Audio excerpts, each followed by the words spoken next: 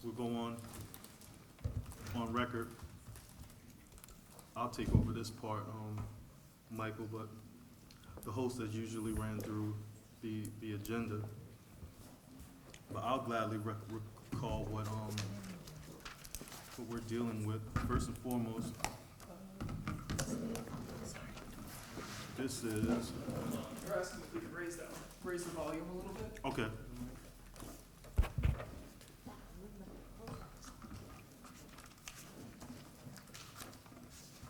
Introduction to Gary, introduction. Mm-hmm. We're waiting. Oh, got it. Audio check for them? Check, 1, 2. They hear you. All right, Check. Is that okay? Thank you. all right. You're on, it just wasn't very loud. Good. So welcome. This is Martin County School District and Martin County Education Association bargaining session number 14. Today is April 9th, 2024. The time for the record is 4:40 p.m. So as we start every bargaining session, I guess, we'll start with introductions, and I'll begin with myself and go around. I'm Gary Simmons.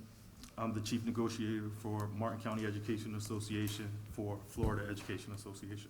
Matt Theobald, President, MCEA. Lonnie Barch, MCEA.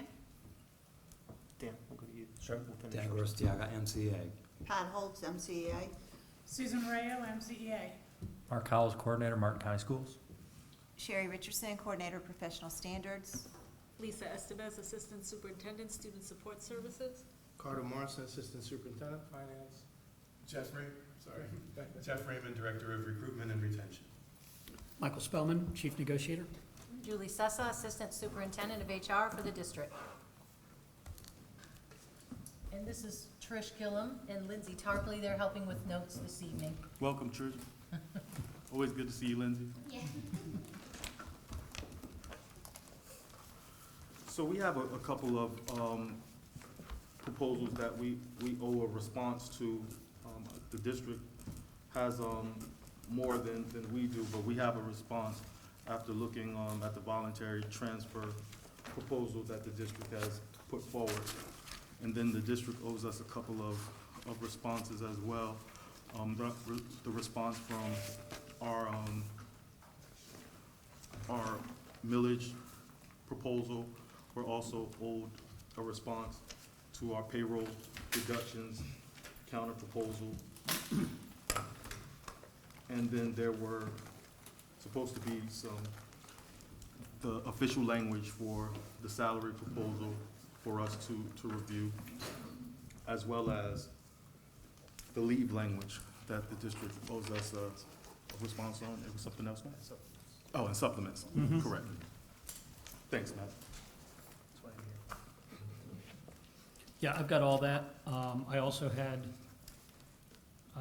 let's see, something about committee language, and also something about ground rules. Yeah, well, just to speak on the ground rules, in the last bargaining session, Terry asked if there was any proposals that we didn't agree on that would require additional discussion. And I was saying if we were going to entertain that, that would be the proposal that MCEA would be interested in having a discussion around. But if the board has no appetite for it, then I don't want to dwell on it. We'll Okay. just keep proposing it every year until we get some headway on it. On the ground rules, Yes, sir. you know, I almost feel like the ground rules are how you start off the negotiations. So I think that probably the next time that we're kicking off, we should start off with ground rules. We tried that. We tried. We tried. I mean, the most effective year was the one where we did it, where we established it when you were the chief negotiator the very first year. Yeah. I know we started it off that way, but so if that's an appetite to have that conversation, we're willing to have that conversation. If there isn't, we don't want to Okay, delay this contract getting okay, closed I'm fine with out that. long. So do you guys want to start, or do you want to start with? No, I'll be happy to start. Okay, sure. I'll be happy to start, because I looked at what happened at the last meeting with the salary proposal, and it appeared that there was a need for some clarification, especially as to option 2. And so I want to provide that. I think, so two things are gonna get passed out. One is going to be the salary proposal, which is for option 2, and the other one is going to be a revised proposed experience placement schedule for new hires, Okay. okay? That second one, you probably have no notice of, but there's a correction that Carter caught that'll benefit y'all, which is what we will explain. Sure Okay. thing. So, I will, You attached to that one? Yep.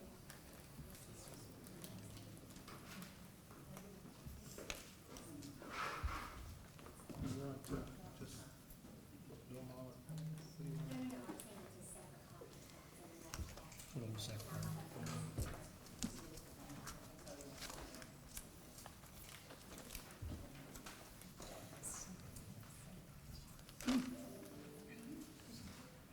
So I'll let Carter explain the revised schedule that's gonna be included with what's getting passed out. I think they've already got it, they're passing it out right now. They're passing it out. You already have enough for it to decide? Yes, Yeah. we do. Oh, good, okay, so. I'm just looking to attach the others to stuff. You have yours already? So I made extras, so. Oh, this, this one. Oh, got it, okay, got it.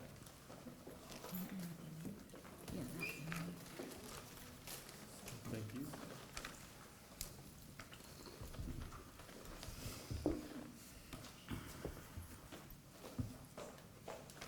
Go ahead, please. Okay, thank you. So Gary, as you recall, we met last session and we reviewed the experience placement schedule. What we did was infuse into our analysis what MBUs would be receiving based on the yes adjustment for the $85 per year of experience this year. Oh, you're just getting it now? Oh, I'm sorry. Okay. And then, of course, the performance pay option that the union verbally and tentatively agreed to.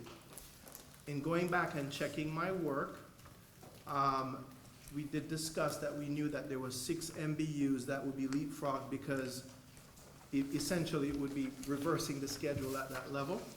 However, in checking my work, I realized that there were an additional 15 that if we did not correct the schedule, that they would be leapfrogged. So where you see at level, thank you, so where you see at year of experience 20 was 51,660, that should be 51,3. So that one MBU would not be jumped by $360. At 52,510, you would have 2 jumped, leapfrog, excuse me, etc. So in order to protect those members, the numbers where I had S/B, which means should be, that's 51,3 at 20, 21, 51,385 instead of 52,510, 52,920, which is that lower number that's highlighted on my spreadsheet, instead of 53,360, etc. So we are still at 6, but I did not want after, of course, you tentatively agreed on it, we reviewed it, but I want to make sure that after everything is said and done, I don't have an additional 15 people that say, wait a minute now, you told me it was only going to be 6, it's 21 of us. So we needed to bring that back forward to make sure that it gets corrected and the schedule reflects minimizing those leapfrogging as much as possible. So that's why I put on here revised proposal. Make sense? Makes sense. Okay. Okay, so that goes to the placement. Now, if I could walk through the salary proposal. And so where I really want to concentrate is this yes adjustment, right? So this yes adjustment is a means of the district valuing experienced teachers experienced members of your bargaining unit, which can also be defined as trying to defeat compression. And you'll remember, right, when we were first introduced to each other, we were dealing with the legislature saying you'll hire all new teachers at this minimum salary, and compression became magnified. And so this is a method of going about that. What's important about this is what the terms are. And the terms get confusing with language, whether it's recurring or one-time, right? So a one-time, if you make $50,000, I say to you, I'm gonna give you $85 for every eligible year of experience you have. You've been here 10 years, so you get $850. If it's a one-time bonus, you get $850, but your salary would stay at $50,000. This is not that. This is a one-time adjustment, but it's a recurring, the adjustment stays the same. So what I mean by that is, same situation, $50,000, 10 years of experience, you get $850. You raise your base salary to $50,850.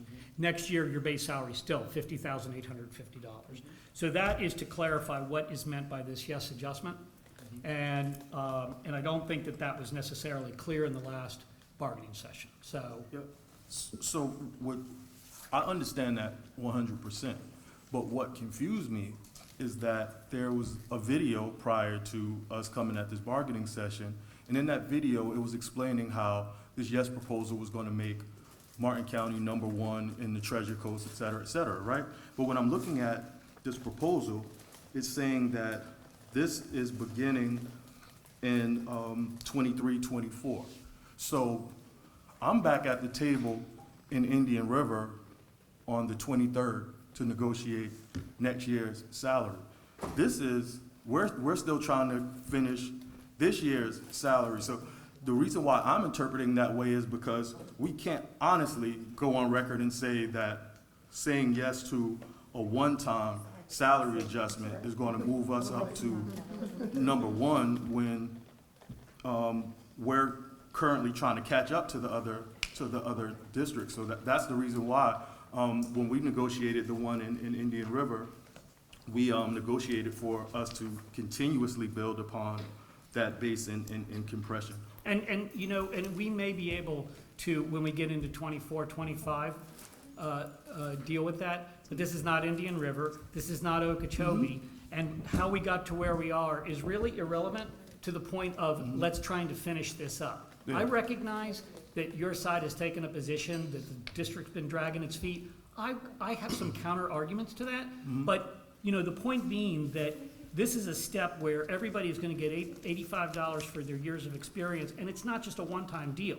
So that money, that's real money that goes in your bargaining unit members' pockets that then stays at that level, whereas you're seeing a lot of districts that say, here's $500, but next year you come back here and you are not $500 better off. You are back to where you start. Carter, go ahead. Well, what we did was we took Indian River's schedule, we took St. Lucie's schedule, and we looked at what our schedule would be, which is on placement to placement. That's our comparison. We know that Indian River is 48,580, I'm a little dyslexic with that number, 48,583, or it's 850, I think it's 583, compared to our 49,500. So we go up the schedule and we make that comparison. And so when you look at St. Lucie, for example, their starting is at 48. So as we sit here today with the proposal that we have, we feel that it puts us in a very competitive position when you compare base to base. In some areas, we still have some work to do, but particularly when you look at the millage, it does close a lot of those gaps. So I feel that this is a good start for us in the right direction. We would want to close out this year. So yes, we can start the TSIA and all of that stuff for next year. Most definitely, we want to get to the table for that. So just looking at where we are today, understanding that there's an element to this that it kind of sets us up for a conversation next year. Now what that is let's say I'm at 10 years this year, right? And my salary is $50,850, right? You're at 11, and your number is, just making up numbers, $50,935. Fast forward a year, right? Someone gets, so now we're now, when you were 10, we're now 11, right? So somebody comes in and gets placed at 11, you're still stuck at 10, the number at 10. So that sets us up for a conversation of how do we move people forward another year. So that, I think, is something that we will look at. So that 85, we might do the 85 next year to catch them up. We might do something other than 85. Right. So I think that, I'm optimistic for sure, that this is a good start, but I just want the understanding is that when we say recurring, it may mean something different to you than it does to us. Mhm. Because it's not like the 790 that doesn't go in your base. Right. 790 is outside of the base, whereas the $85 per years of experience goes into your base. That stays with you forever. Right. So if we never ever negotiate any more salaries and wages for the rest of our lives, that number will still be in your salary base. And then you build upon that once we negotiate 1 year at a time. I totally understand that. So my question and concern is, first and foremost, like, I'm reminded every time I come to the bargaining sessions that we're not in Okeechobee and Indian River, so we don't even have to go down that road. The position that we're placed in is to evaluate whether or not the district's most recent proposal is better than the union's most recent proposal. So if we're understanding the years of experience salary adjustment the way that you're explaining that, how is the way that the money is added to the base salary different from than what it would have been, how it would have been added should it have been paid for performance dollars? Doesn't pay for performance dollars go to the base salary? It does. Right, so there's no difference in. However, and not to interrupt No, you, no, the performance pay did not address the compression. Right. Which was one of your but. priority items. Right, but in the, just priority within theory, but what we were discussing as our objective this year was to close the gap with respect to the average salaries and Right. the cost of living for Martin County. So compression was something that we've already accepted was a huge hill to climb. That's why that wasn't added as our list of immediate priorities. But seeing that option 2 is saying that, man, maybe we can address all of these and address compression on top of it. So going back to the comparison, because now we have, you know that according to the legislative hurdles that we have in place when addressing pay for performance, that you have to give all of our all of the teachers that are at the beginning of the salary schedule a higher amount of those pay for performance dollars in order to give the veterans a good cushion. So now our teachers that are at the beginning of the salary schedule are only going to be getting 85 times 1 year, 2 years, 3 years, 4 years, 5 years, where with our proposal, they would be getting 2,400 based upon highly effective. Our last proposal was 2,400 based on highly effective, 2,000, et cetera. So how do I sell this to our teachers at the beginning of the salary schedule, taking into consideration the fact that over the past 4 years, 453 employees left the district and they all fell within that section of the salary schedule?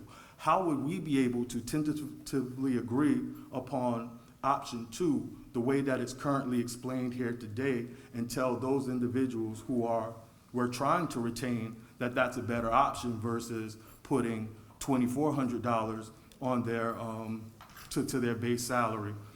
And then the second thing is, the reason why I have a difficulty understanding the way that the district wants to implement option 2 is because when we look at performance pay, right, we have $105,706, whereas the raise pool when we initially started talking about this was $1,050,000. So we've driven down the cost that the district would be applying to performance pay tremendously. So we went from $1,050,000 to $105,706. So the question would be, if we continue down this pathway, the majority of the district's funding would be towards the yes salary. So why would we have to if we follow this model, we're not looking to spend more than $150,000 with respect to performance pay moving forward. The majority of the money wouldn't be applied to performance pay. We would continue to support that money being applied again to the years of experience salary adjustment, whether it's 85 or another number. But I was anticipating that we can have this as a replacement for the money that we're putting in performance pay and have that over the life of the contract and then negotiate the terms of the years of experience adjustment, because all we would be doing is redirecting that money. Instead of committing it to the performance pay bucket allocation, we'll be committing the raise pool money for the years of experience salary adjustment.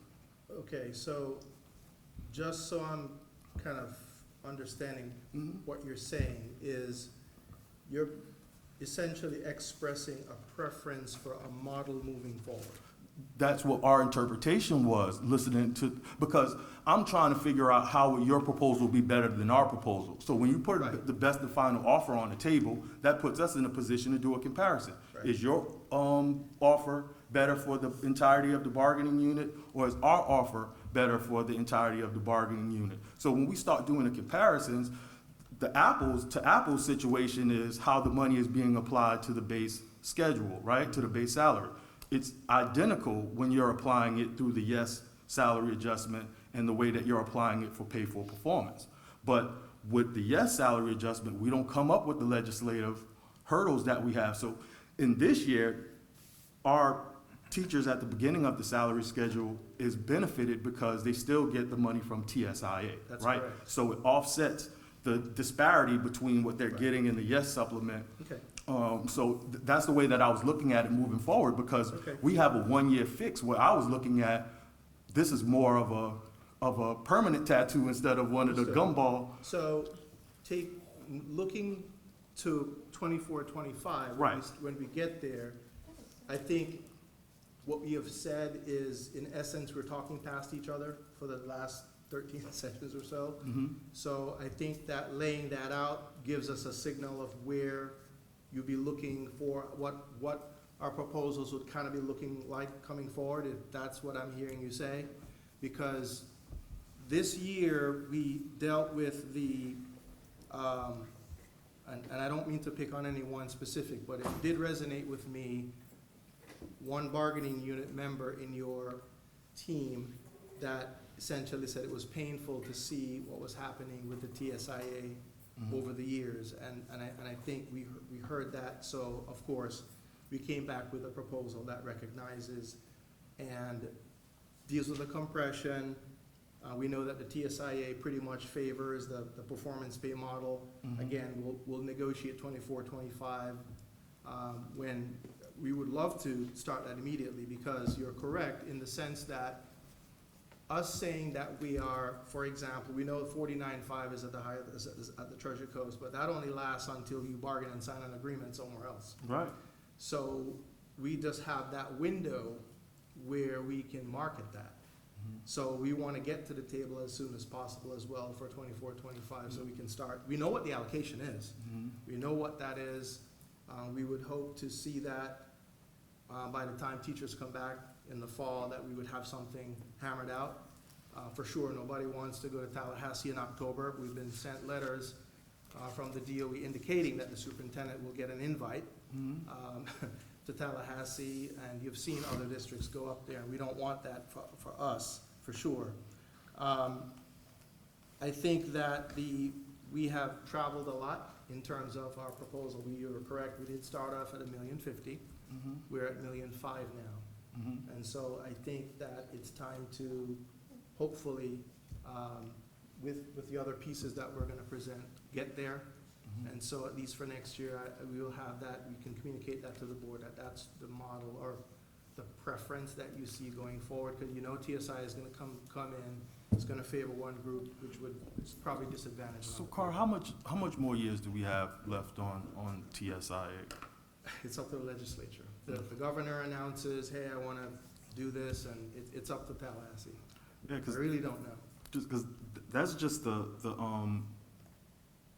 conundrum that we find our members in, because when you're looking at this years of experience salary adjustment, if it's just the one year and we have to renegotiate the other renegotiate in future years. I don't think that that's gonna be as appetizing to our members Well, as, I mean, next year could be more than 85. It could be, you know, right, but, so. but I just think that if that's the situation, then it'll be better off to just strike through 85 and negotiate a higher a higher number than to give the impression that we have to start over from scratch just to get to 85, again. No, not at all. We're negotiating 23, 24, Mm-hmm. hypothetically. Right. We TA off on it, you get it ratified, we put it into the salary schedule, we start negotiating TSIA and wages for next year. So maybe 85 now, it may be some other number, because you've indicated your model preference, so at least that would be a part of it. And I just wanted to have that conversation with you, Carter, because I don't profess to be an expert in this at all, right? And I get just as much out of these conversations, and then it requires me to go back and do my own independent research and try to come to an understanding. So by no means am I trying to express that I'm an expert in this, but I was just looking at this as a possible model moving forward, because I know every time we came to this bargaining table, the majority of the what the board labels as the raise pool, it's indicated on the spreadsheets, it's always in the millions. It's never been less than $1 million since I've been bargaining at the table. And I was just looking at, we have, 10% of that million, which is 105 that we have currently allocated to the performance pay. It would just be great to follow that model moving forward, because We will definitely, we're on Yeah. tape, so we will definitely communicate that to all of our bosses, you know, so we'll communicate that to our school board and take that into consideration for next year. But I think that what we did, we, as you said, we listened to the pieces of the compression that has decimated the schedule. I mean, I look at other school district schedules and I get people coming in payroll to say, hey, you know, this was a couple of years ago, you mean there's only $10 between my years of experience at 10 years or 20 years? It was not something we had to deal with. So this at least gives you that spread, it deals with the compression, we know that the 0 to 4, by the way, that you mentioned, on those surveys, they said they were leaving because of mostly, you know, supports that they needed in the classroom. I think you were there for my budget workshop, Matt, that we're trying to address that through putting in some dollars into the budget for those types of supports. There's something in the contract that I need to clarify with you, because anyway, we'll get to that. But that will be for next year, but I think that, at least I know I'm listening, and we put forward those proposals. So the issue is the TSIA has done a lot for those at the bottom. When I say the bottom, I mean the zero up. And then now we've come back and said, okay, we're listening, as you indicated in your last presentation, that it addresses the priority areas that you want, your objectives that you want.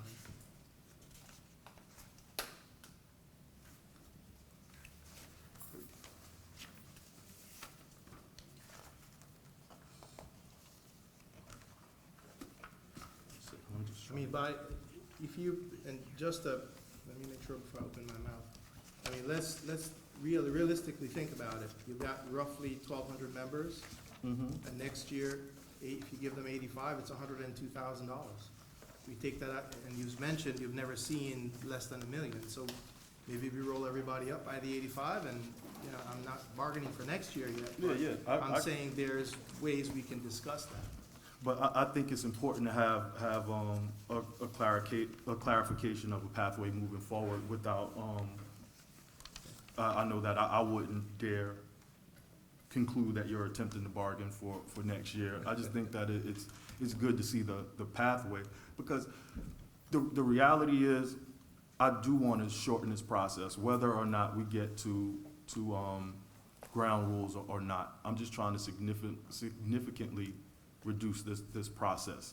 And it's not a point or opportunity, because I really don't think that it gets us anywhere to go into the hows and the whys. The reality of it is that despite what side of the table that we sit on, it does the district as a whole a detriment when we're not able to advertise what the district's salaries are until the end of the school year. It's just not beneficial to recruiting. And I'm not saying this to make comparisons, but as I mentioned earlier, Indian River is going back to the table on the 23rd of August. They only scheduled 3 bargaining dates. So by the end of the first week in May, they're gonna know everything that their employees are going to get for the next school year. And they'll be able to begin advertising that before the end of this current academic year. That's what I'm competing with, not to say, you guys gotta do this, or you guys gotta do this, or smack you on your hand for not doing this. If we don't attract the best and the brightest into Martin County, it just creates a heavier load for the teachers that remain committed to this school district. And that's what we're truly trying to alleviate. So if we're having this conversation now and discussing what a pathway would look like, or how do we envision future bargaining sessions, or the pathway that we want to take towards future bargaining sessions, I think that it creates an opportunity to shorten this bargaining process, and I think that will be completely beneficial to all. So we'll definitely have a conversation about your option 2 and the explanation that you provided. And it puts us right back in the same situation that we were at last week, to just make a general comparison on whether this proposal would benefit our members more so than the union's most recent proposal. And if there's any conversations that I would ask the district side to have in this caucus is, the biggest question that I struggle with is, how do I sell this to the members on the beginning of the salary schedule? That's saying that I'm only gonna get 85 From what was or 100. mentioned at the table Mhm. previously is that they received the TSIA. Mhm. And because and the TSIA, as I recall, was somewhere around almost 1.5 million, Mhm. and which benefited that group of people the most. And so the hue and cry that we've responded to were those members. As I recall, there were some members closer to the top of the schedule who got $400, if I remember correctly.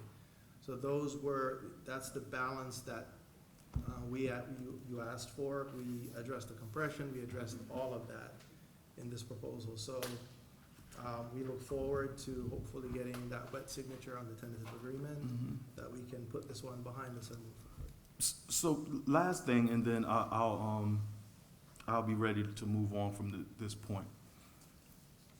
Is it a possibility that we could create a tool? Because the reason why I'm asking this is because salaries are the most selfish aspect of collective bargaining, right? Members vote to ratify that contract solely based upon how much money they're going to get from agreeing to that deal. I can recall one of my very first assignments was negotiating for sanitation workers in San Antonio, Texas. And we would have all the conversations about how you can add it up and get to your calculation, and you have a good deal, but they didn't really get it. So what we decided to do was, it wasn't a large bargaining unit.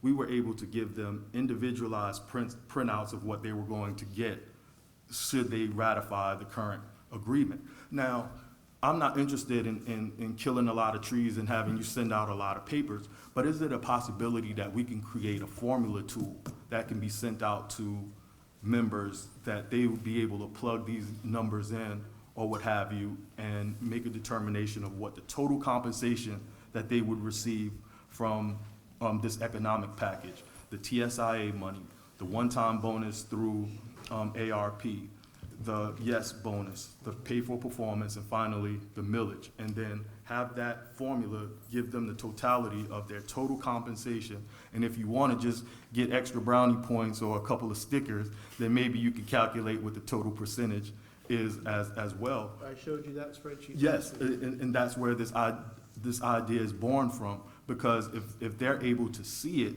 then that would give them a foundation in which they can vote yes, and it would turn down our ability to have excruciating, convincing conversations to tell them what benefit it is for. So maybe I'm not asking the correct question in this, but at the last session, you gave us a verbal that you were tentatively agreeing to the package. my understanding is once you tentatively agree to something, you have an obligation to recommend it to your members. Absolutely. Recommend. Mm-hmm. That's the key word. So is what you're asking us to do part of that recommendation? Yes, because I think that with, I'm trying to make sure. I have the data, I can send it to you. Okay, It's not- because I'm trying to make sure that I'm saying this the correct way, right? So outside of I'm just going to title it the explanation videos of the district's options that came out last month. It would be more beneficial should that type of video come out after a tentative agreement to explain that, not prior to the tentative agreement to explain it, but afterwards, when we do have the ink on the paper, it would do a tremendous service if that's explained and it's told where you can get this tool, or when it's communicated to everybody, the link to that tool is communicated so that from their phones or their computers, they'd be able to say, let me calculate what my total compensation would be from this proposal. I just think that to help that, instead of us trying to have individual conversations or answer a whole bunch of emails to convince them if this is a good deal, that would be useful. And I just want to put on the record, yes, we gave a verbal tentative agreement to the option, but that verbal tentative agreement was based upon the way that I explained it, not the way that we're being instructed that the district plans to move forward with it. Our explanation was that we didn't have to come to the bargaining table to revisit this So- yes every year. So, if I may, and I'm just going back in my memory, Mm-hmm. that when you put up last session, the Mhm. example of what Indian River did, Mm-hmm. there were two lines, 23-24, 4.2%, et cetera, et cetera. Mm-hmm. And then there was another section that says, I think it was 22-23, 23-24, something like that, but you had the 2 years segregated out Right. on their proposal. If it was a multi-year agreement that we were proposing, we would have stated that throughout our bargaining sessions. We would have put that in writing. What I'm saying is that we're negotiating 1 year at a time. Mhm. The $85 addresses, obviously, the issues that you raised in your presentation. So based on that, and the discussions that we're having, again, I can understand where you're coming from with the word recurring, Mm-hmm. because it does recur in the sense that it stays with you. It's not a one-time check, thank you very much. Correct. It's part of your base salary that repeats itself every year. Additional to that, then we can negotiate next year, whatever that is next year, and then that will be additive to that. Mm-hmm. So I understand it's a interpretation misunderstanding. Yeah. Okay. All right. Any questions from the team?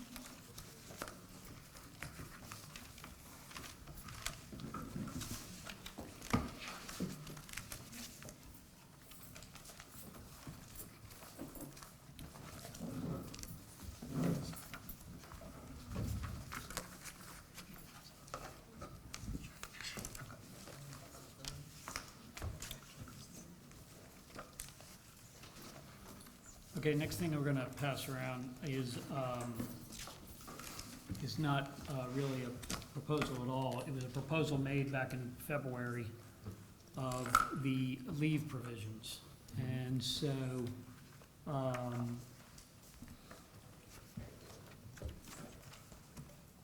Ms. Schroed had taken the Article 11, which was a hodgepodge of things that had, for example, personal leave and sick leave combined and various things like that, and reorganized it. That was passed out in session number 12. And at the last session, we were told that y'all needed some kind of a track changes type of document. Yes. So that's what's getting passed out now. Thank you. Yeah, just for context purposes, Mike It was provided to us, and then we had the responsibility to just do the comparisons to what was in the current contract, and we were just getting a little bit confused, so. Sure, that's fine. I went and watched that, that meeting, and I think it was you, Matt, that said we can do a side-by-side comparison. So that's why I was surprised that at the last session, you wanted to track changes, because I think that was offered, but there was we'll do a side-by-side comparison, and had we known we needed track changes, we probably would have brought it on at session 12. But be that as it may, what you have in front of you is a complete track changes within some comments that say where something got moved, or how it got moved, or things, because this is more like a cross-reference, that this section has now become this section and that section and those types of things. So,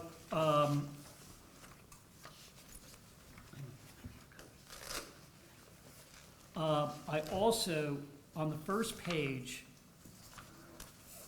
there is a highlighted section where it says 5 consecutive days.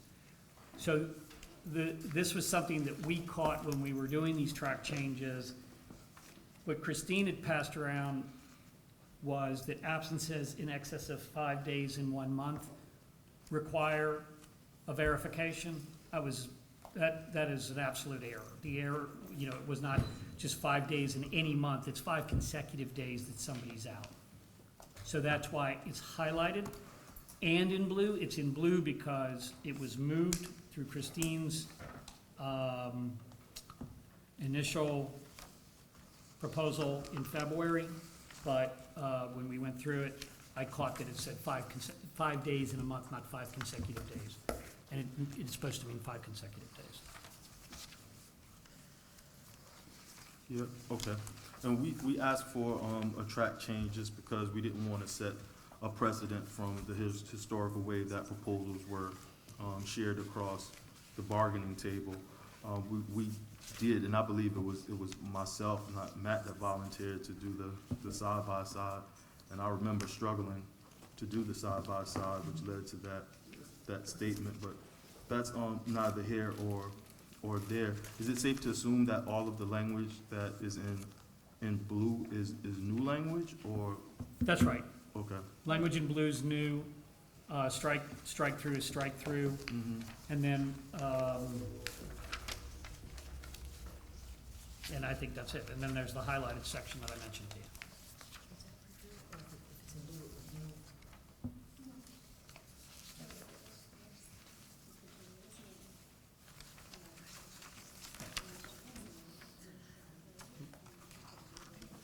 Yeah, that makes sense.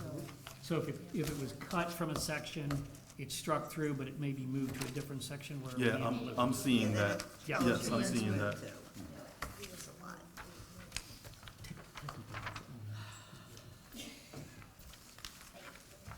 Okay. So we'll have that homework assignment to do on our caucus too.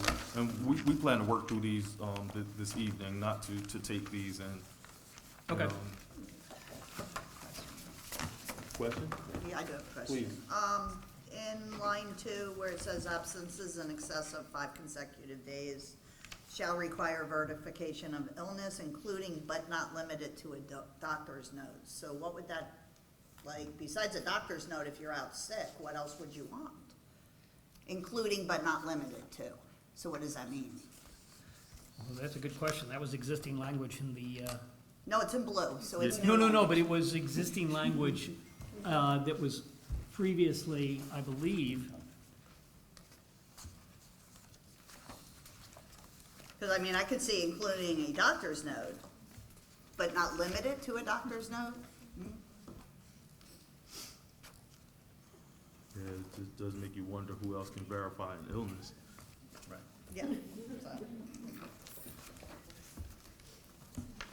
Well, that's if you want to strike that, we can certainly strike that. I just wanted to know what it meant, because I didn't understand it. Yeah, in case that there was some intent to be explained behind the district's position, but we can address that. Any other questions from the team? I didn't get through any more things. Just I'm trying to read the blue, just so when we get in there and ask these questions, we already have answers. So we'll respectfully ask for a couple minutes to review this and see if there's any questions that precedes that review. Sure, that's fine. Like wouldn't, yeah, wouldn't, like, okay, I'm just looking at that, like a physician's assistant, right? Maybe you don't go see a doctor, maybe go see a physician's Well, assistant. that would be considered a doctor's note. It's not a doctor. Okay. If you go to a doctor's office and they give you a little receipt. You can go to urgent care. You can also do teledoc, It's, Oh, yeah, that's a But good aren't they point. still doctors, is what I'm saying. could be a nurse practitioner. Yeah, so, I mean, like a nurse practitioner works under a doctor, so if the nurse practitioner writes you a note, that's considered a doctor's note. It's not considered a nurse, well, to my knowledge. Well, that's what I'm saying, like, if you're I Yeah. don't know what it means. this would be more beneficial to have this It language. benefits us to have Whichever is greatest, those that the option, I guess. Because, like Julie said, the teledoc is very valid. It gives you more options. I don't understand it. So going with, let's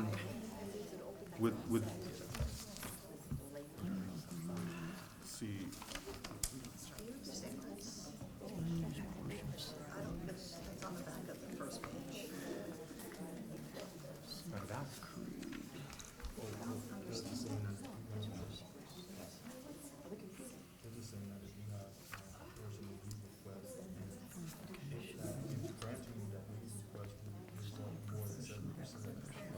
Up to 3 pages. Oh, yeah.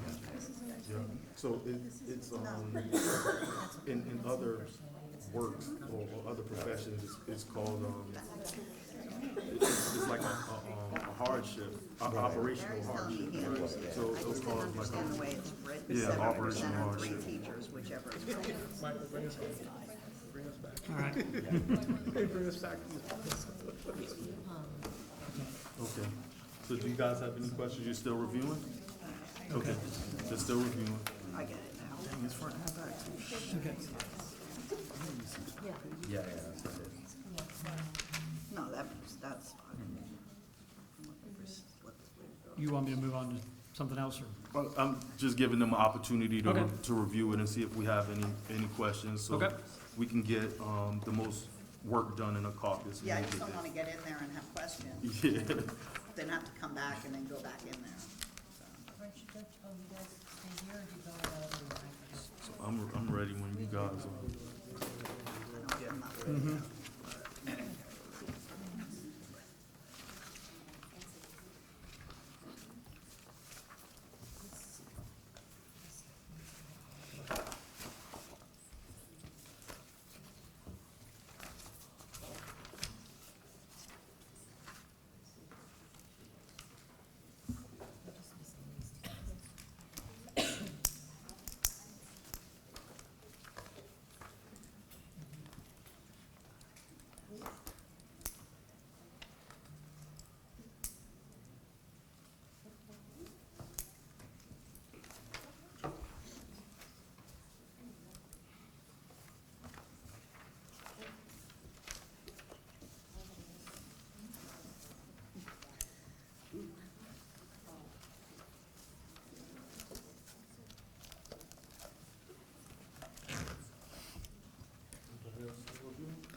No, I don't have a question on this. I have stuff to review, but I have questions, but not for them. Okay. I think we Okay. can move on to the next. Okay. So the next thing I wanted to bring up was the supplement. So from what my understanding is that in January at session 9, the district had made a proposal about the SLP receiving $5,000 supplement.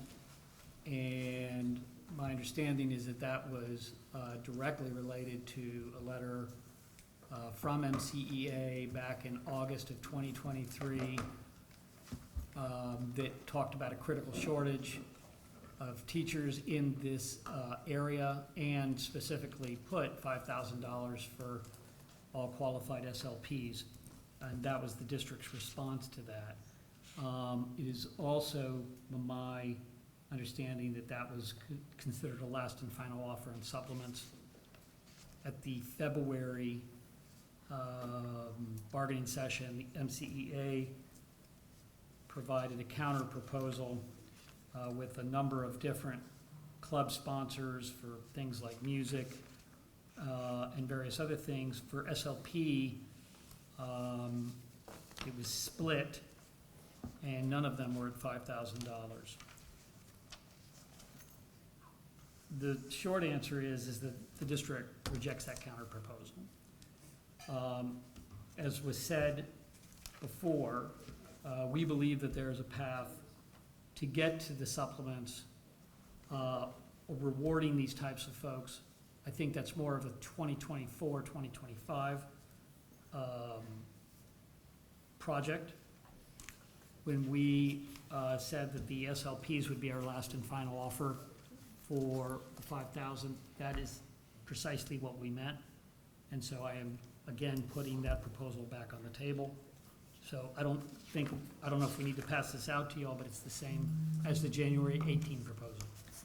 Which session was it considered the best and final offer? For the January 18. At the January 18th? Yes, sir. Okay.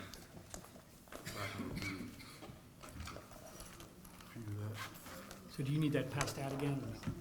Okay. Okay, well, I don't think we made 20 copies, but I've got a few extras.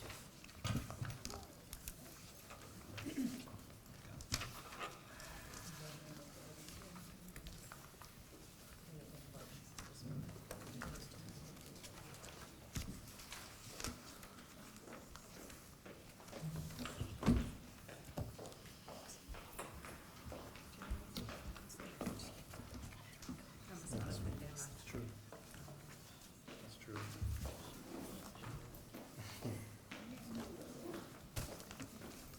You can share it.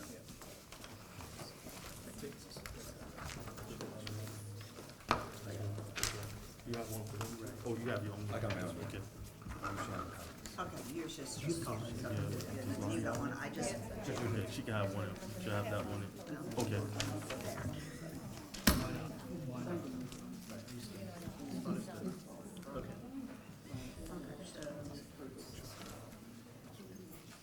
yeah, it's just that this is just, yeah, it's the same. Okay, so the next thing I'm gonna, I have a question. Okay. Just for clarification, is the board rejecting all of the supplements or just the SLP supplement? no, the board is rejecting all of the supplements proposed by the union and reasserting the proposal that we made in January. Okay.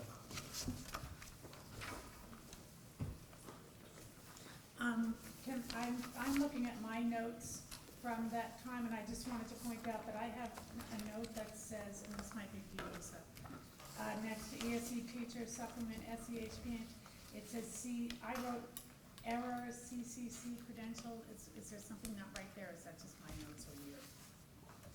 What do you have down there? I wrote down error CCC credential. That was the conversation about the Cs. Probably I was just writing something down, but do you understand what I'm talking about? I do. That But was, is the paper right, or? well, so the way that supplement is written, it states that the supplement is for SLPs with CCC apostrophe S's. Okay, And there is one person in the That's bargaining certification. unit that does not have their CCC Okay. SCs and would not qualify for this. They don't qualify for the supplement now, so they wouldn't Okay. be qualifying for the supplement that, again. okay.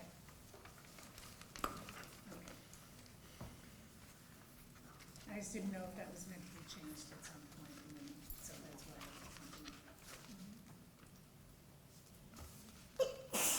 was thinking. Now, look,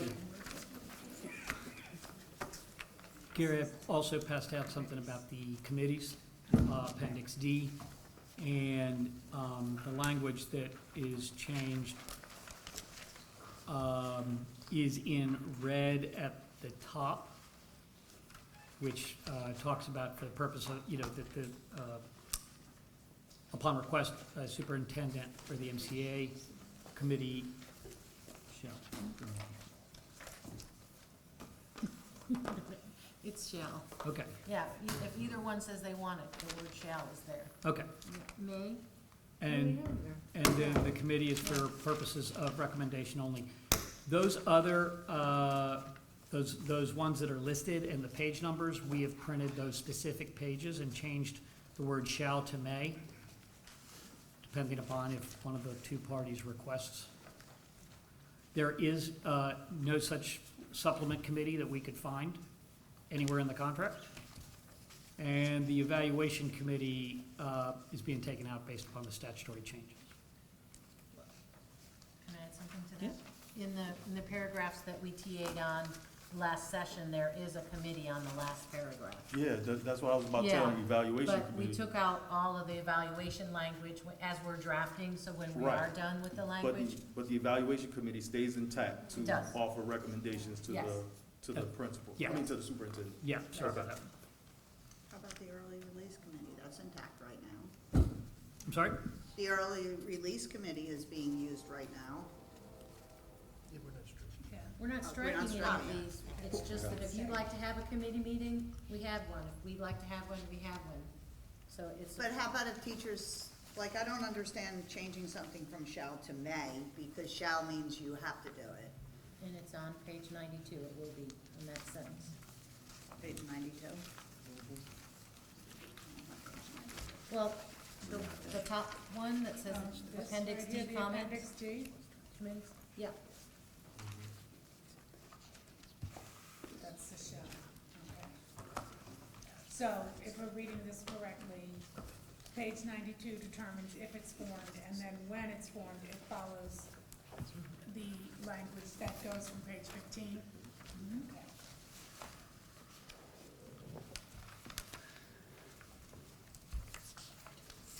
So, am I to understand that the first page, Appendix D, is the list of the committees, and then the subsequent pages are where those committees are found Within the CBA. within the CBA? That's right. Okay. and that's how I understood the request, that you wanted it to be on each, so that Understood. if the committee is in there and it says 4 people and 3 people, we didn't touch the makeup of the committee within the confines of the CBA under which it was under the section. There was no changes made to that.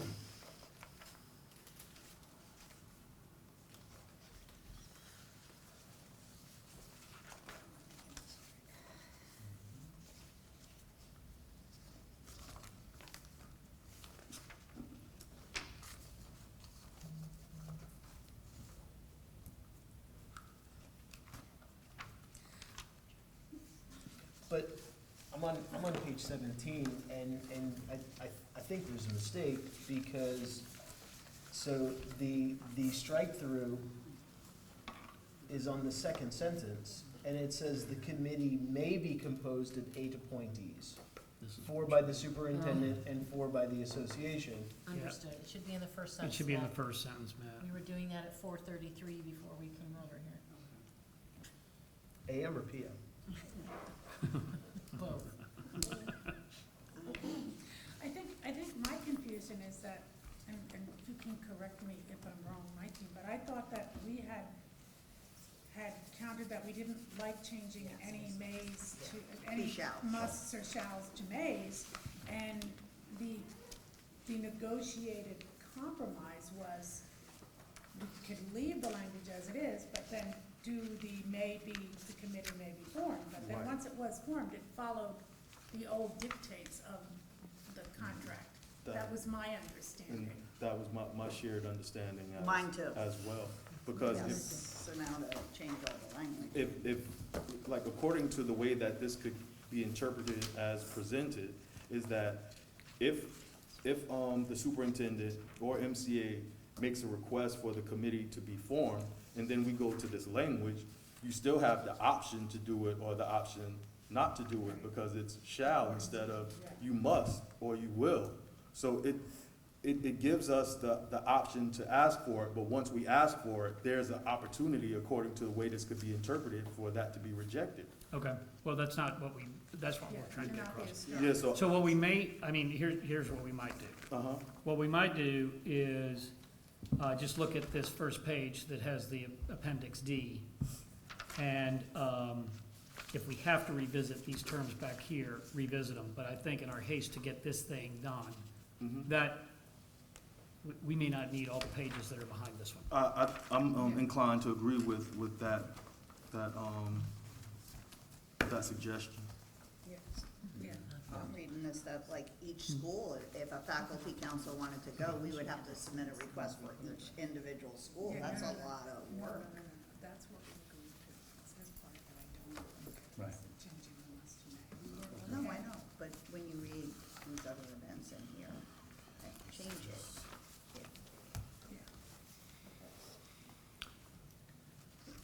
Again, I owe you a response on two other things.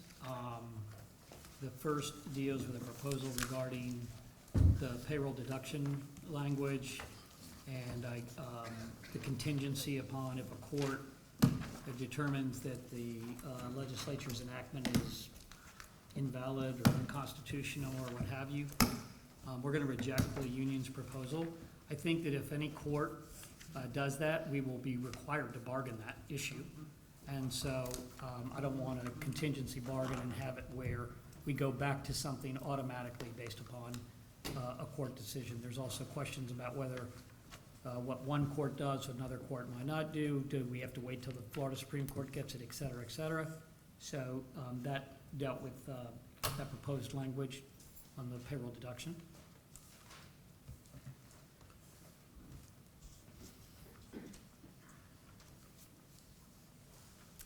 And then, lastly, with respect to the millage MOU, the board rejects the language proposed by the union. If someone does not finish out the academic year, they will not be eligible for the millage. That's not what that says, though. I can pull it up. While he's doing that, Go ahead. I mean, your proposal is what it is, but I wanted to engage in a little bit of dialogue. As you are aware, or may be aware, we are putting the millage again before the voters in this general election, as the legislature changed the laws that we can only bring forward a renewal in a general election. So we're doing that strategically so we don't end up skipping a year. We want to keep the millage going. At this point, the first tranche in September last year has been paid. The true-up was done in December. We're getting ready right now, per contract language that we agreed to do the retirees, to make sure that they receive their payment before we close out the fiscal year. The proposal that you put forward, if someone leaves the bargaining unit and is renewed in the district, then, again, it's your proposal, but that leaves less money on the table for those who stayed in the bargaining unit. And here's where I'm coming from. If you look at page 7 of your contract, the pink book, Article 2.4, Item G, and it's the second paragraph, excuse me. And this is old school a little bit, where it says when the wage adjustment, and this is not wage adjustment for clarification, this is a separate MOU that was negotiated separately, okay? But in the spirit of this, it says when the wage adjustment is to be retroactive, only those employees who have not been discharged or who have not resigned prior to the date of contract ratification will receive retroactive pay. So there was a time, and I've seen it in other, you probably negotiated this, where you actually had to be in the bargaining unit the day it was paid out. So what I'm saying is, your proposal is what it is, but with the fact that it's going before the voters, all this kind of stuff kind of floating around, we are a little hesitant to disturb the existing language. Yes. So we're just asking you to consider that Right. because of those various factors. So with our explanation, what we were attempting to propose was to clarify what what MCEA has been inferring already exists within the memorandum. We think that it's not fair for, to sound like your kids at home that you have to referee those disputes with. But how is it fair that an employee that's hired in the middle of the academic year receives a prorated amount of the millage, and someone who has worked in the district and between some kind of great work that Mr. Raymond has done, they decided to apply for a position in the district office. They get that position in the district office, but they've been in the classroom from August to April or August to February, and they get absolutely nothing. But somebody who came in the middle of the school year would get a prorated amount. So what our proposal was saying that both parties should receive a prorated amount.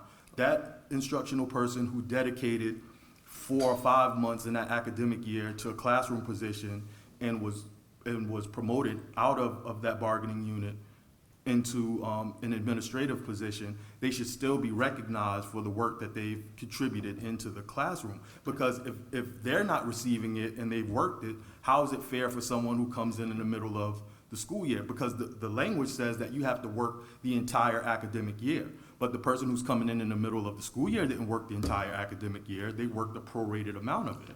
So it was just trying to add some equitability into it, because we don't want this situation to happen where Mr. Raymond is making these recruitments, and you have a great candidate, and they're saying, well, Mr. Raymond, I'm just gonna try to wait until after this academic school year because I really need to get that millage to get my roof fixed, right? And then you're gonna have to go to an external candidate now because that person internally financially couldn't afford to take that promotion at that juncture. So I don't think that we should be financially limiting our employees that have done great work and have been considered a candidate to elevate from the classroom to the district office. Okay. So when you first proposed the language, did we have this conversation, like what you're explaining now?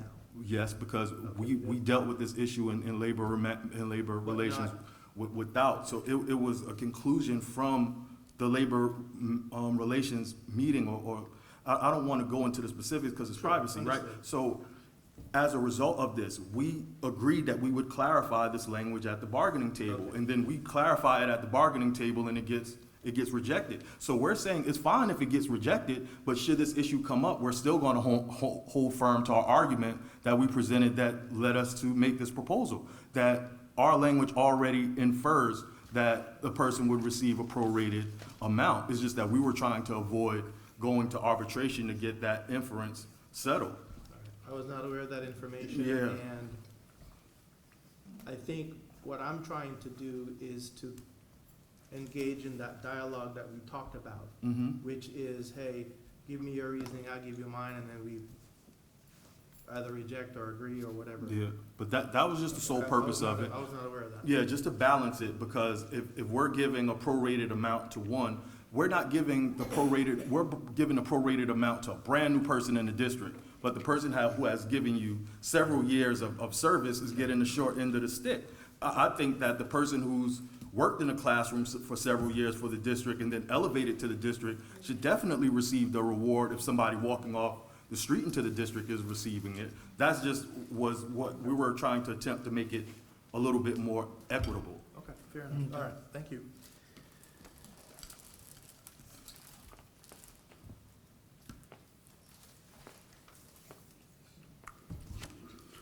All right, so I think that concludes what you guys had to present, right? It does. Pardon me? It does. Okay, I'm sorry. sorry about that. Yeah, no. I needed to hear. So, the only thing that we had was, I promised Mr. Raymond that we would take a look at the transfers, reduction, and recall language. And I had the assistance of Ms. Rassanidi to go back into our records office and pull up some contracts. Ms. Rassanidi. Oh, yeah. Yeah. Did that on purpose. She freelances as our researcher now, right? Bringing in the big guns, huh? So with this, we were able to dig up, well, not we, Karen was able to dig up some great information. And historically, so it started off in 2015, 2016 in that collective bargaining agreement. There was no defined transfer window date.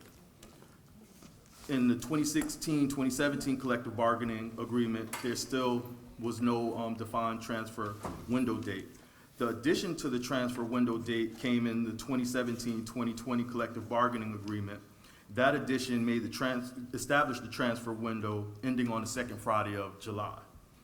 Then in the 2020-2023 CBA, the transfer window changed from ending on the second Friday of July to the last workday in June. That change was made in the 2020-2021 bargaining session. So from 2017-2018 to current, we've moved it from the second Friday of July, then the last workday in June, and the proposal currently on the table is the last day in May. So why do we if we keep on this pace, it's going to be in February by the end of it. So I'm just trying to figure out what's the justification, because we moved it because the district made an argument that it would benefit them to move it from the second Friday of July to the last workday in June. We complied with that. And then now it's still an issue. We haven't been utilizing this very long. We agreed to move to the last workday in June in 2020, 2021, and now again it's not working. So how do we envision this working? We want to have some dialogue around it. How do we envision this working now, just moving it from the last workday in June to the last day in May now? Yeah, I mean, to respond, so I was not on the team for the initial one, so I didn't know, so corrected. As I shared the last time, the proposal came from a recommendation from USHCA, Urban Schools of Human Capital Leaders, for timeframes of transfers within districts across the country. So when it was in July, I would absolutely go on the record and tell you, if a teacher left my school in July, I will not have a new teacher come the first day of pre-planning. So I'm really happy that it was moved to the last day in June. The proposal was just for your consideration, being that positions were now advertised starting in March and now April, versus the past where sometimes they weren't being posted until late April or May. So I think I was asked at the last meeting how many new postings were up, so I did look today. Okay. There's 37. It is for your consideration. 37 teaching positions are posted now. My lens is, what I would say is, often you speak on behalf of teachers, so this proposal is probably on behalf of principals. If a teacher leaves in the month of June, the odds of filling their position are really hard. So trying to give priority to transfers first is, I would say, the spirit of the request. Okay. Guys have anything? Response to that?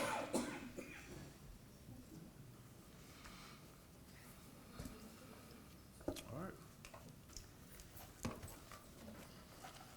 Well, I think it's caucus time. If you don't have anything else.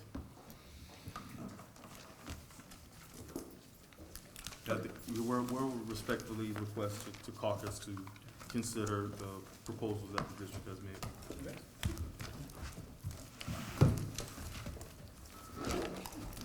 Get us right, Jeff. So we have some responses from the work that we've done in the caucus. So the first thing that I want to start is with Appendix D on the committees.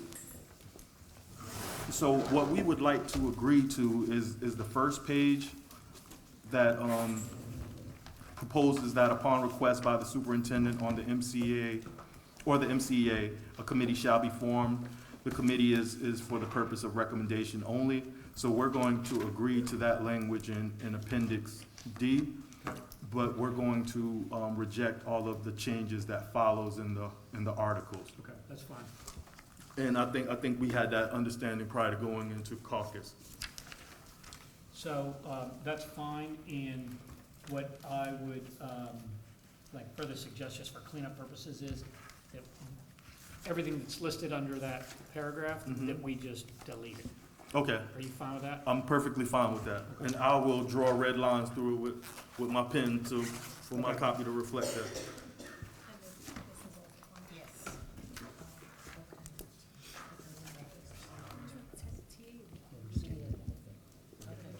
Okay.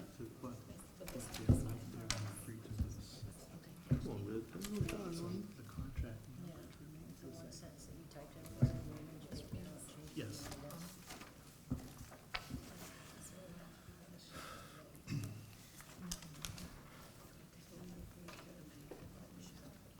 Yeah.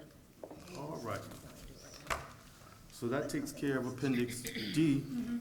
The next one I want to discuss is the SLP, best and final offer. Yeah. So we're going to accept the district's best and final offer. At least we can use that as a building block to make the necessary changes for our SLP. Wait, Um, no. But there is a edit that we want to make sure that is captured, because it's our understanding that you can't be a speech language pathologist without the CCC credential. So we want to strike that part of it out with CCC credential. Would that be acceptable? I'm confused.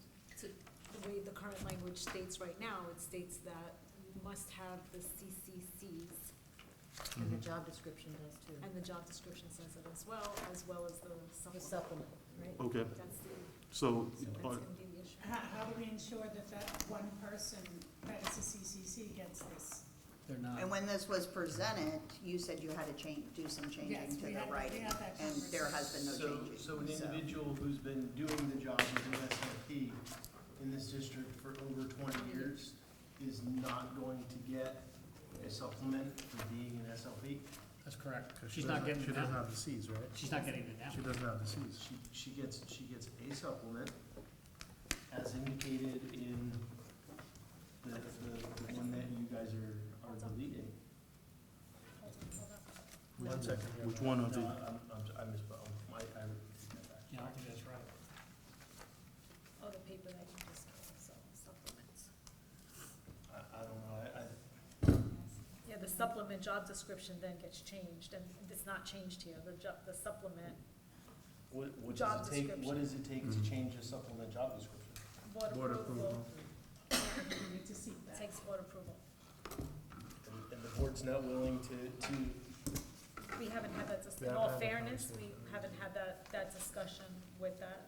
But With them, didn't with them. we? you didn't have that discussion before you guys presented a best and final offer? No, not about the Cs and changing the language for that. And over here, Mass is agreed from an accredited institution.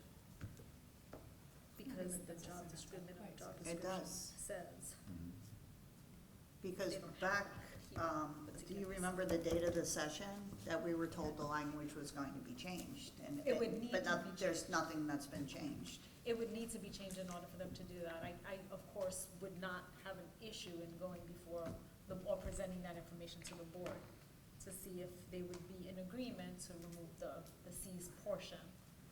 And unfortunately, that was an accreditation issue from the university, from what I understood, that happened Mhm. twenty-something Yeah, years ago. Wasn't- This issue has absolutely nothing to do with an individual's choice. Mhm. This is entirely due to circumstances beyond this particular individual's control. And that particular individual has dedicated, again, over 20 years of experience to this district. I would like to think that a school board that is concerned about So- recruiting and retaining the best and most highly qualified individuals would be willing to make decisions to Matt, recruit and retain I'm highly sorry- qualified I'm sorry to individuals. interrupt you, but I think what Dr. Estevez is saying is that we never had she would like the opportunity to present this with the supplement portion Put forward the. put forward without the Cs. Give us that opportunity.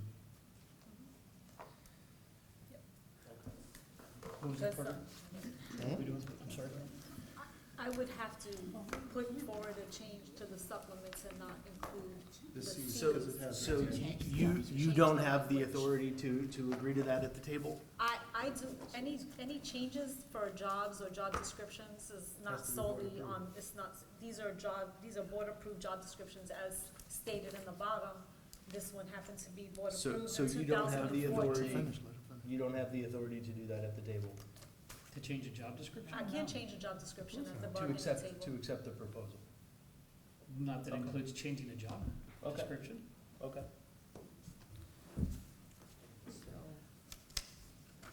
So it's not a TA. So where are we on that one then? I think we countered, am I right? See, because I understand. So in order to, Well, yeah, I the- mean, requirements is it's what it that, is. but the supplement Technically, requires I the guess it is. Cs. Oh, but this is in Can a I have different 5 minutes real quick? place. yeah. Let me have 5 minutes. Yeah. Well, let's talk about Yeah, want us to because walk we out? were also We can told, step I out mean, here. can we go back to the,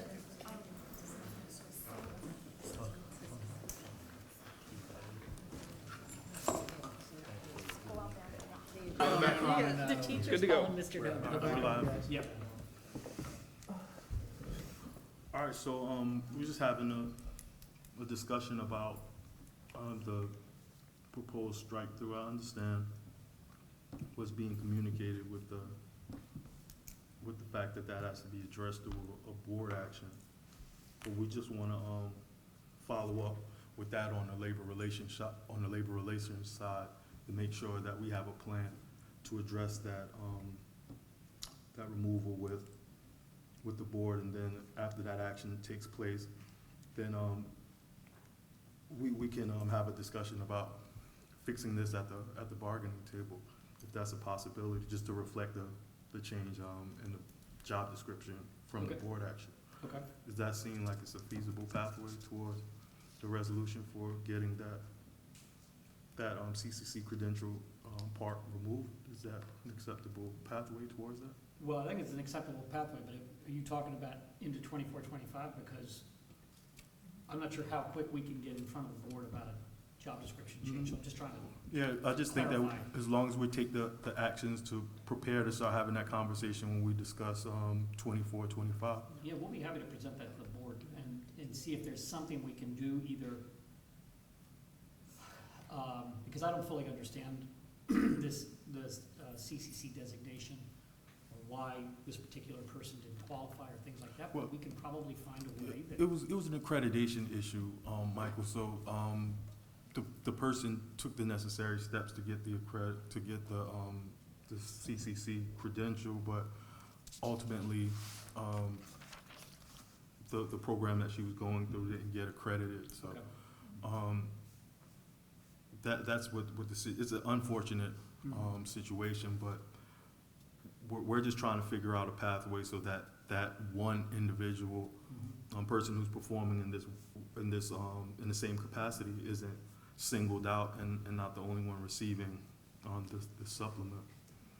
Because that would really be a tough conversation to have with, one person who's seeing everyone else get it and they don't, of no fault of their own. Yeah, I understand where you're coming from. I mean, Lisa, that's something that you could get in front of the board going into next year. Okay. I mean, I don't have a problem, I never had a problem with that because I was advocating from the beginning with the SLPs and having that dialogue and discussion and knowing that she doesn't have it now, she never had it.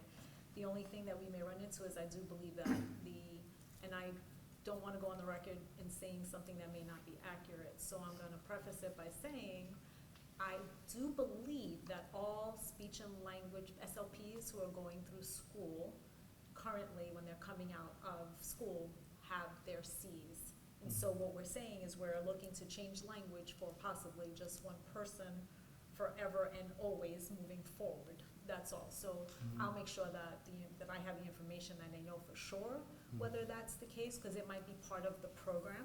Right. And so, like, she never had it before, and so that's why everybody, when we had these conversations and we discussed this, It was like, how do you have one person that doesn't? But then when we looked at the job description and the supplement, we saw exactly how. But I don't have a problem, to bring it up, and to Yeah. have a discussion And about it and see where it consideration takes for- us. Yeah, consideration for an exception for one person, especially in taking into consideration the amount of years that this individual dedicated to the district. Understood. Okay, thank you. You're welcome.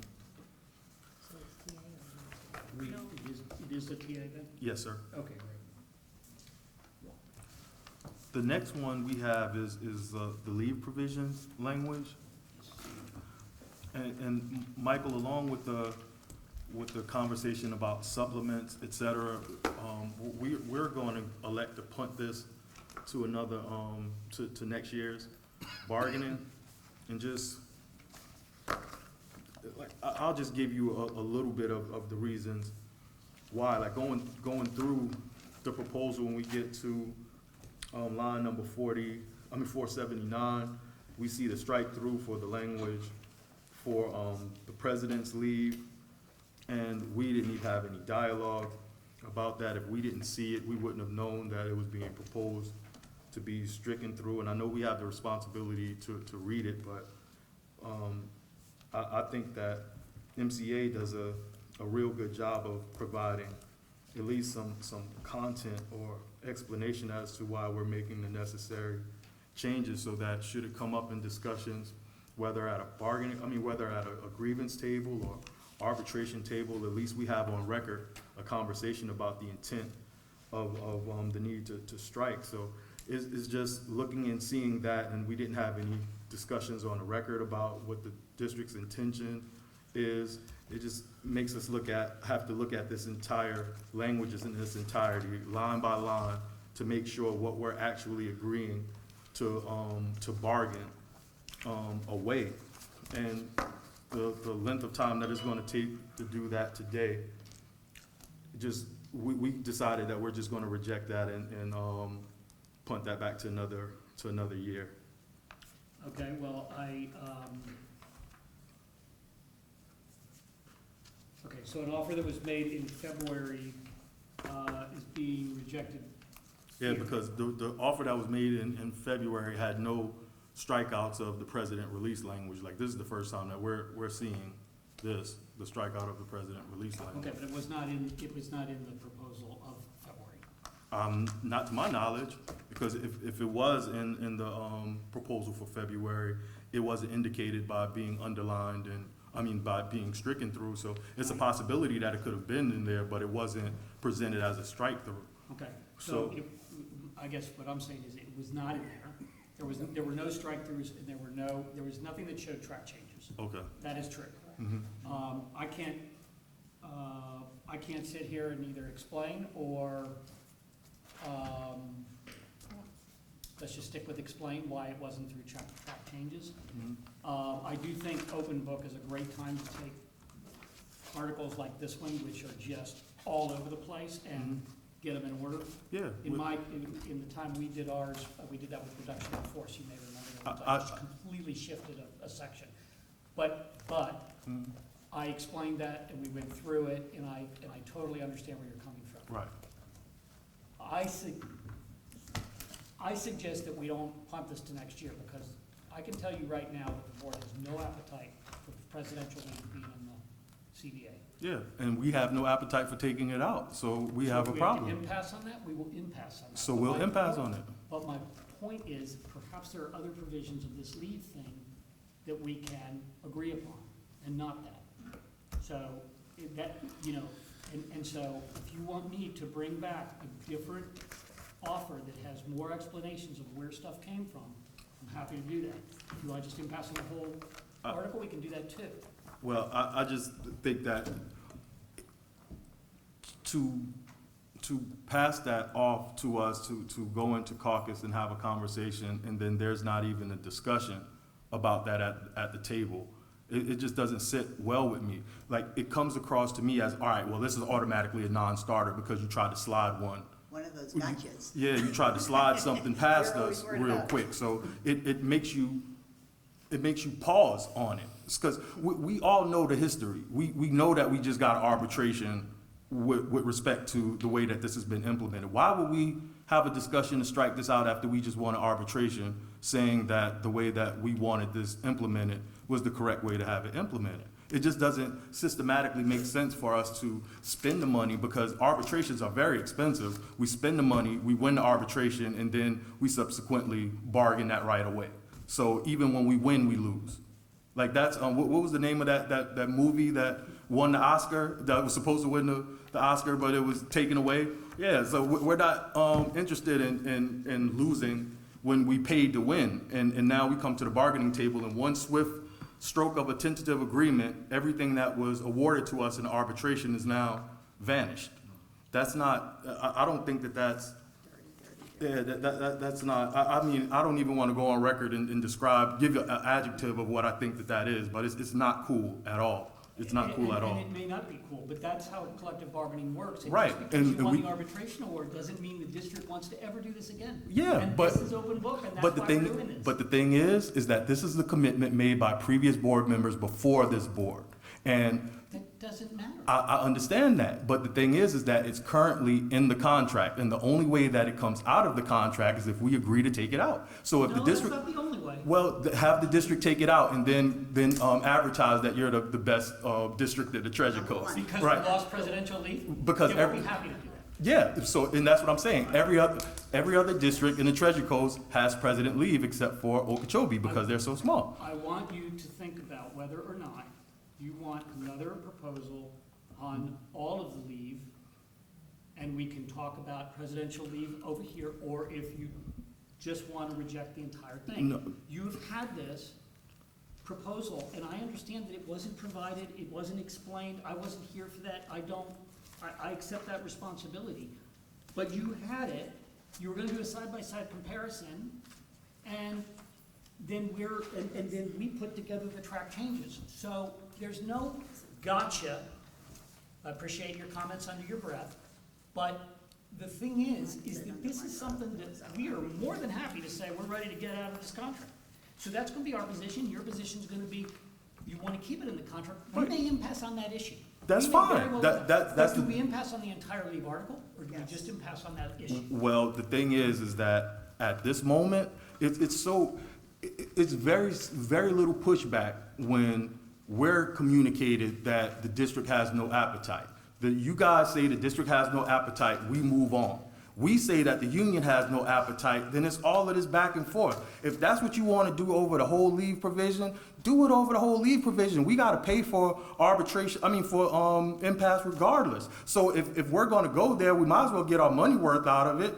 I'm not interested in breaking this down or asking you guys to come back with another proposal. MCEA came here tonight to finish this contract. That's what we came here to do, to finish this contract. If you want to take this over impasse because you want to take the president's leave language away, then we have, because I was communicated with my attorney right before I came here, asking me, have you heard anything from the district with respect to this leave? I've been communicating to the lawyers, I haven't heard anything. So they don't know what you guys are planning to do, but now I see what you're planning to do is attempt to take that language out at the bargaining table. It's a no, it's a non-starter for us. Those are two totally separate issues.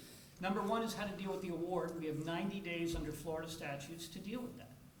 Florida statute. I'm not is talking 90. about the award, I'm talking about the fact that it was on record in school board meetings that this was incorrectly implemented, that we did a rogue agreement, et cetera, and all of that was proven by arbitrator to be false. That is that decision by that arbitrator to which we still have appellate rights. Right, Notwithstanding the posts you put on and social that's media. the avenue that you choose. That's the avenue that you But choose. that has nothing to do with going forward in the language. But we're Those are not, two separate it's the same thing that I had conversations with your colleagues prior, with Christine and with Terry over the Western Zone, and it's not going to change over this president release. Our response to that is tell the school board, do what they have to do. We'll get a check ready to pay for impasse. If it's that important to them, we're not going to willingly give up our president relief language that we fought for. That's a non-starter. If they want to take it away from us, then take it away from us and continue to communicate to the rest of your employees how great of a school district this is and how great it is to work here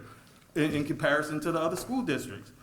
So that's all we gotta say on that one. The leave provision is a rejection in its entirety.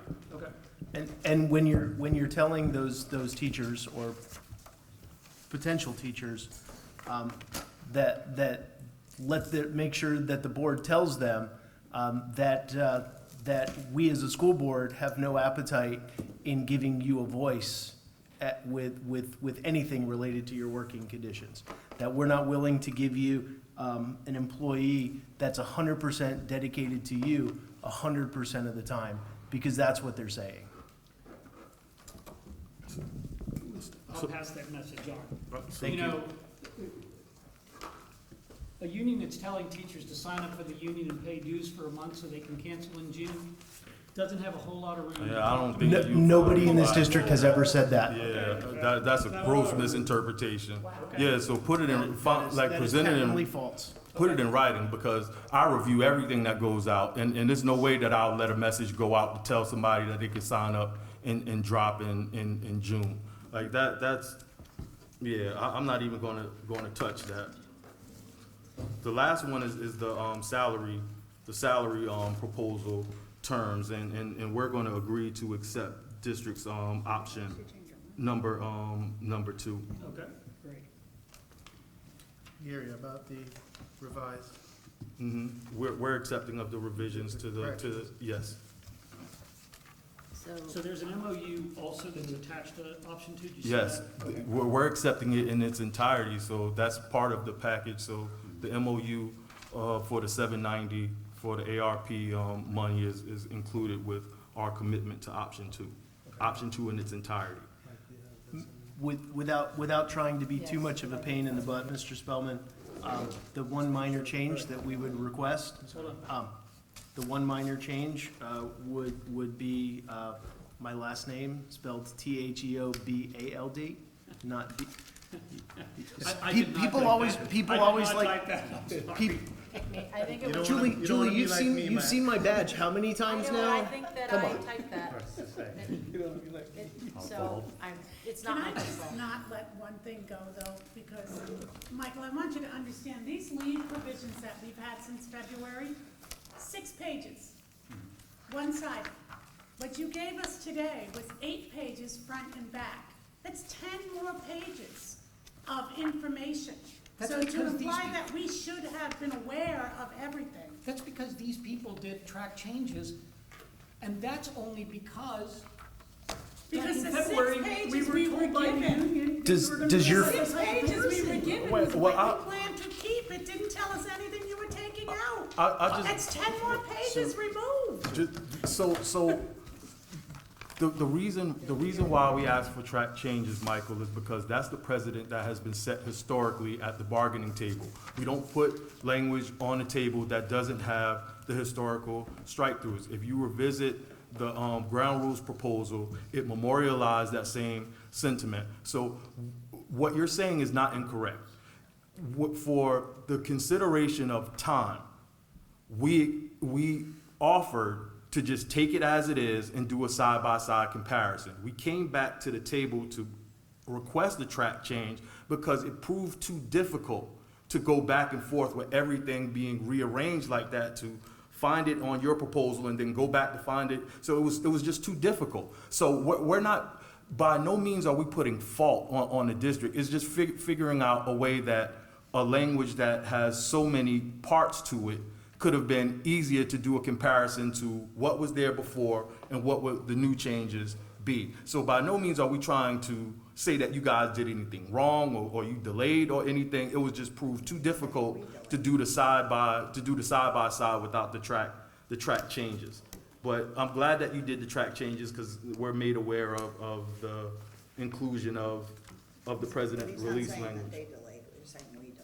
Yeah, well, we know that's not the situation, and I don't have any interest in going down that road. So with respect to the leave provision, MCEA has agreed to all of the language that's currently on the table. We're prepared to sign off on that, whether it's physical copies, if you guys have a printer here, whether it's electronic copies. I have the ability to impose my signature and Matt's signature on an electronic copy and Like an a email. DocuSign thing? Pardon me? Like a DocuSign? Yes, sir. Okay. But it's not like, you know, a lot of DocuSigns just have this verbiage and say it's dated. It's actually our imposed signatures. So Okay. it's not like a notation that this was electronically signed. It will be our endorsed signature Okay. on there. I'll do it either way any way you want. Well, I'm just, Physical copies? yeah. I mean, we're right by our office, we can literally. Yeah, I was just providing the opportunity to tell you that whichever way you felt was feasible, we'd be able to accommodate that. I bought my computer and I got a bunch of pens and blue one as well, so whether it's physical copies or not. SLP, Yeah, and I mean, I've got, the committee page, right here, yeah, I've got the committee page, and then the SLP, yeah. Corrected and then the Carter's corrected schedule, the MOU, and the option two. I've got all three of those too. So there's three. So, I can just, I've signed all these, I can give you these, That'll you work. give me what you've signed, And then we copy, so everybody and then we can make copies and send them out to everybody. There's a copy machine back here. We Yeah, can there's make a copy copies Or we can and make scan. copies here. Yeah, that sounds like a plan to me. That's why we like having it here, we can either go use our computer or whatever we gotta do. Were we, on the voluntary transfer window, are we all good with that? Because I know you all had questions of Jeff. Yeah, we rejected that one. Oh, we didn't hear that part. Okay, I doubt it.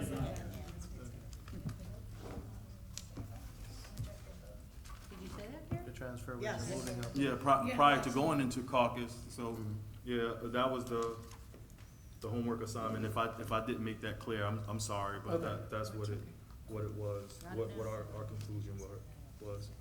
Okay. Now, we're also gonna talk about that, if you want, I don't know. That's up to you.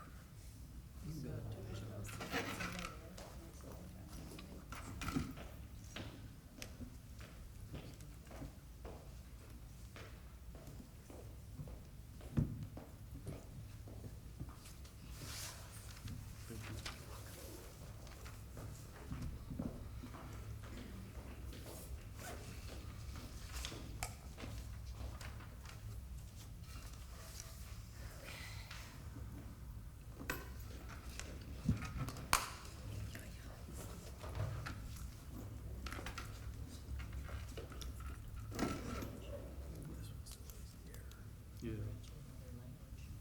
Just strike it out, spell your name correctly, and then initial it.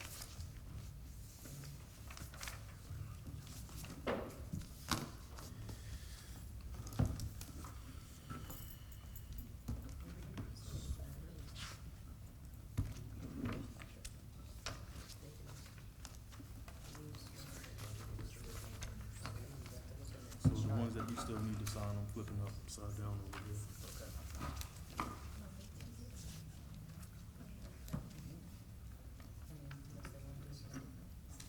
The main thing was to get the salaries off our date.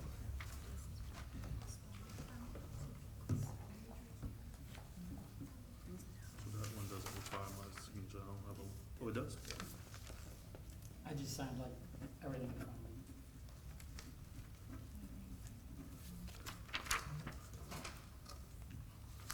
There was something with lines on it, wasn't the salary thing that last night? Is that where I said Matt, The spelled committees. Matt's? Oh, the committees? That's where I spelled Matt's name wrong? That was a different. No, it was the MOU, MOU? yeah, the 790. I'm gonna blame that on Christine, since we're blaming all kinds of stuff Yeah, on her why? tonight, she's not here. That's good to know. Yes. Okay, we have a session on, April 30th. Mm-hmm, Could we keep that on? that's fine.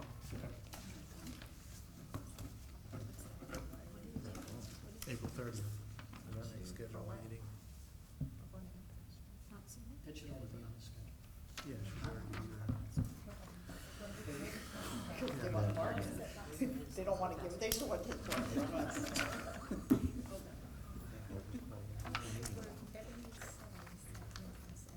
This is yours, your copy, right?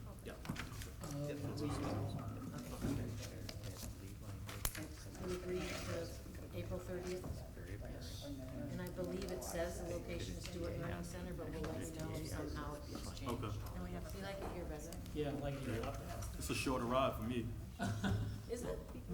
'Cause I just come straight up County Highway, up to Central, instead of crossing over. I know, that's why I'm laughing at Oh, it. we got one on sign on that already? Okay. It's like 0.9 miles away, but it's okay, if Gary gets here quicker. Hey. He and I made it at the same time, like Yep. 6 minutes late. I You was still like, got your "Yay." Mustang? Pardon me? Still got your Mustang? Uh-huh. All right. Carter wants to race.